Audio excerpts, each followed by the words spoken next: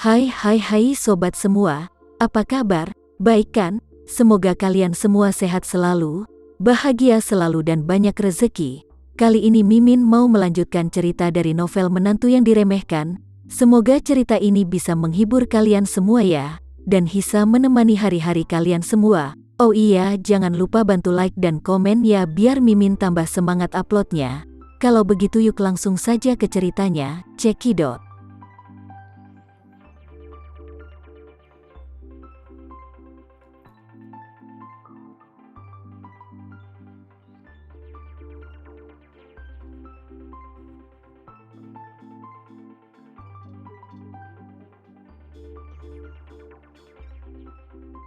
Untuk mengatasi masalah komunikasi di dalam kabin, semua kru dan penumpang di helikopter memakai headphone dengan efek suara yang sangat bagus. Memakai headphone tidak hanya dapat mengisolasi suara mesin, tetapi juga menggunakan radio untuk memastikan panggilan satu sama lain. Jadi tetap bisa berbicara satu sama lain. Begitu helikopter naik, mereka hanya dapat berkomunikasi satu sama lain dengan cara ini. Pada saat ini, mesin helikopter berputar perlahan, lalu berakselerasi terus-menerus, dan segera mulai naik ke langit secara perlahan.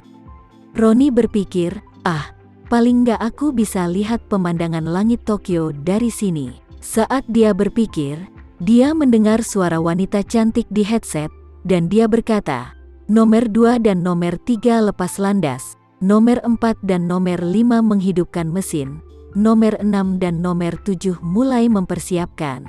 Roni Suteja masih sedikit bingung, dan dia berpikir, apa yang dia maksud dengan nomor 2, 3, 4, 5. Apa yang gadis ini bicarakan di sini? Karena penasaran, asisten di samping menunjuk ke atap dari dua bangunan lainnya di kedua sisi jendela, dan berkata dengan heran, Tuan Roni, di sana juga ada dua helikopter yang terbang di atap kedua gedung itu, persis sama dengan yang kita duduki. Roni Suteja lalu menoleh untuk melihat, dan benar saja. Dua helikopter yang sama dengan jenis ini lepas landas secara bersamaan dan bersamaan di sisi kiri dan kanan. Kedua helikopter ini tidak hanya sama dari model yang diterbangkan, semuanya adalah Super Cougar, dan lukisan badan pesawatnya juga sama. Keduanya dilukis oleh Ito General Aviation. Roni bertanya kepada kecantikan itu dengan heran, kedua pesawat ini juga untuk menjemputku? Si cantik mengangguk dan tersenyum, benar sekali, mereka akan menemanimu sepanjang jalan.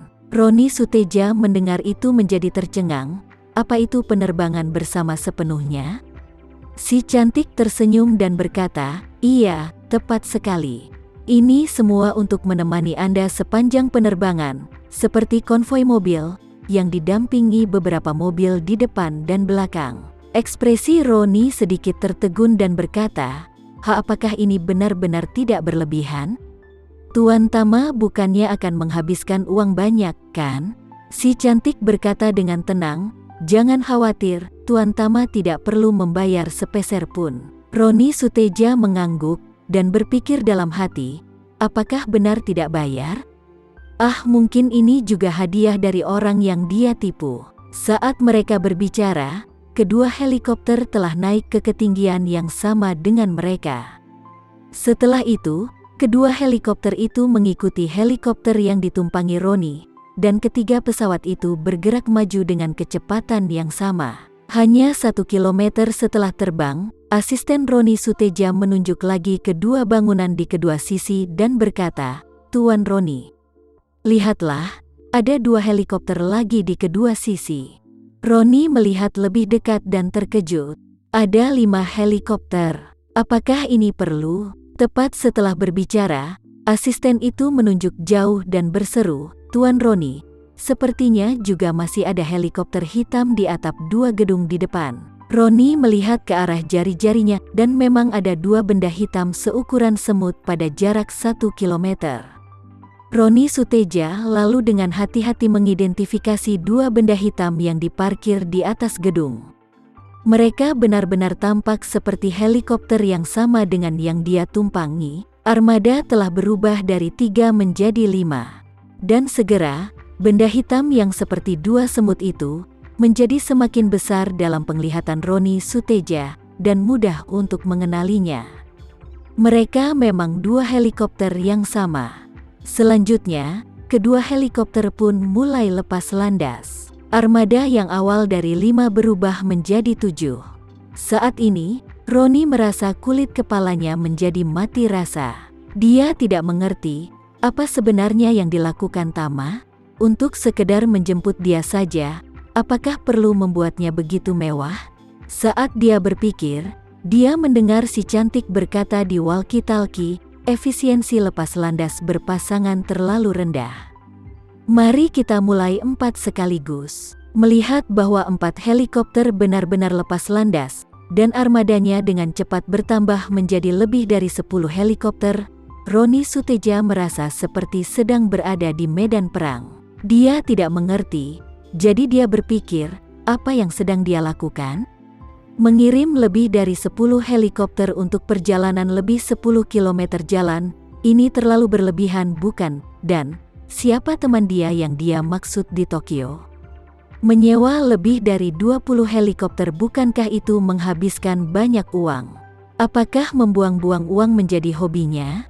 Ah sial, pada saat ini, warga Tokyo semua dikejutkan oleh iring-iringan helikopter yang melesat di langit, satu persatu berhenti dan melihat ke atas, mengira bahwa sesuatu yang besar telah terjadi, atau sesuatu yang luar biasa akan datang.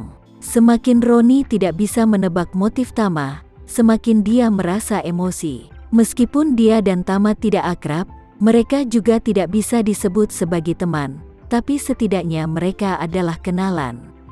Jika mereka bertemu dengan kenalan, bukankah itu harus menjadi janji temu dan kemudian pergi secara terpisah? Tapi Tama malah menjemputnya seperti ini. Apa sebenarnya artinya? Saat ini, di lantai atas gedung bertingkat tinggi di kedua sisi, helikopter baru terus lepas landas dan bergabung dengan mereka. Segera, jumlah eselon helikopter mencapai hampir 30. Roni Suteja tidak pernah mengalami penerbangan seperti ini sepanjang hidupnya, dan hatinya sedikit bergidik. Selain itu, dia merasa semakin terhina di awal. Tanpa sadar dia menyadari bahwa Tama sepertinya jauh lebih baik dari yang dia kira, termasuk teman Tama yang ada Jepang, yang belum pernah dia temui. Mungkin, dia juga termasuk orang kaya Tokyo. Saat ini, lebih dari 30 helikopter beredar di langit di atas pusat kota Tokyo, dan akhirnya mendarat di atas lapangan pribadi. Pada saat ini, Roni Suteja menemukan bahwa sekitar 30 helikopter di sekitarnya telah mengubah tata letak menjadi melingkar, menutupi pesawatnya sendiri di tengah. Adapun pesawatnya sendiri, saat ini perlahan turun. Roni Suteja memandangi perkebunan besar di bawah, dan bertanya kepada si cantik dengan heran, "Maaf, ini di mana ya?" Si cantik berkata, "Kembali ke Tuan Roni Suteja, ini adalah tempat tinggal wanita tertua kami."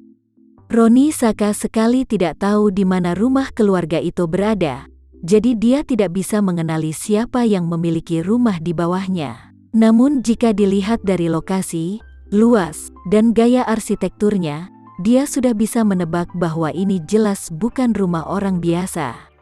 Saat helikopter perlahan-lahan turun, detak jantung Roni Suteja menjadi semakin cepat. Dia buru-buru berpikir dalam hatinya, teman-teman Tama di Tokyo memiliki latar belakang keluarga yang kuat, dan energi mereka tidak boleh dianggap remeh.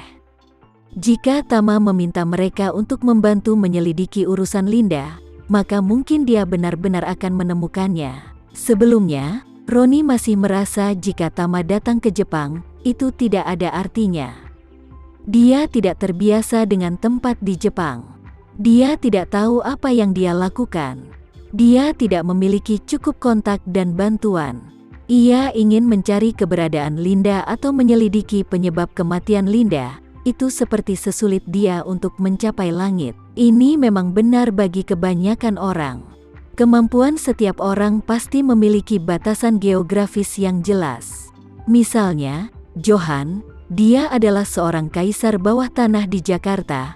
Tidak ada yang berani memprovokasi dia, tetapi selama dia meninggalkan Jakarta, Bahkan jika dia berada di luar Jakarta, pengaruhnya akan sangat berkurang drastis. Jika dia datang ke Tokyo, dengan sedikit pengaruhnya di Jakarta, orang kaya manapun akan berani menamparnya.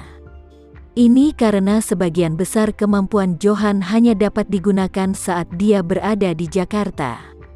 Semakin jauh dari Jakarta, semakin kecil kekuasaannya. Roni Suteja awalnya berpikir bahwa Tama pasti sama seperti Johan. Tama bisa berkuasa di Jakarta karena ada banyak petinggi lokal yang menjadi pengikutnya di Jakarta. Tapi begitu dia meninggalkan Jakarta, pengaruhnya pasti akan menurun secara drastis.